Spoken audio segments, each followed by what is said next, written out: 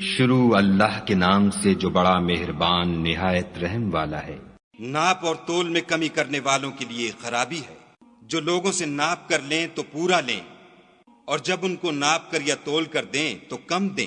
کیا یہ لوگ نہیں جانتے کہ اٹھائے بھی جائیں گے، یعنی ایک بڑے سخت دن میں، جس دن تمام لوگ رب العالمین کے سامنے کھڑے ہوں گے۔ سن رکھو کہ بدکاروں کے اعمال سجین میں ہیں، اور تم کیا جانتے ہو کہ سجین کیا چیز ہے؟ ایک دفتر ہے لکھا ہوا۔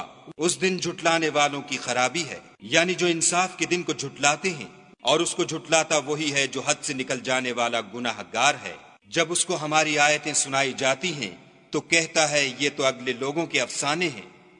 دیکھو یہ جو اعمال بد کرتے ہیں ان کا ان کے دلوں پر زنگ بیٹھ گیا ہے۔ بے شک یہ لوگ اس روز اپنے پروردگار کے دیدار سے اوٹ میں ہوں گے، پھر دوزخ میں جا داخل ہوں گے۔ پھر ان سے کہا جائے گا یہ وہی چیز ہے جس کو تم جھٹلاتے تھے۔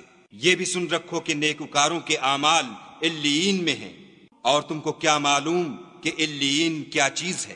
ایک دفتر ہے لکھا ہوا جس کے پاس مقرب فرشتے حاضر رہتے ہیں۔ بے شک نیک لوگ چین میں ہوں گے، تختوں پر بیٹھے ہوئے نظارے کریں گے۔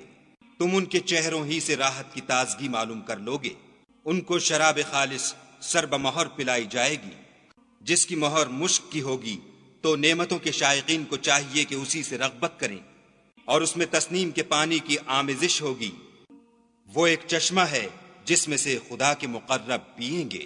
جو گناہ گار یعنی کفار ہیں وہ دنیا میں مومنوں سے ہنسی کیا کرتے تھے، اور جب ان کے پاس سے گزرتے تو حقارت سے اشارے کرتے، اور جب اپنے گھر کو لوٹتے تو اتراتے ہوئے لوٹتے، اور جب ان مومنوں کو دیکھتے تو کہتے کہ یہ تو گمراہ ہیں، حالانکہ وہ ان پر نگراں بنا کر نہیں بھیجے گئے تھے۔ تو آج مومن کافروں سے ہنسی کریں گے، اور تختوں پر بیٹھے ہوئے ان کا حال دیکھ رہے ہوں گے، تو کافروں کو ان کے عملوں کا پورا بدلہ مل گیا۔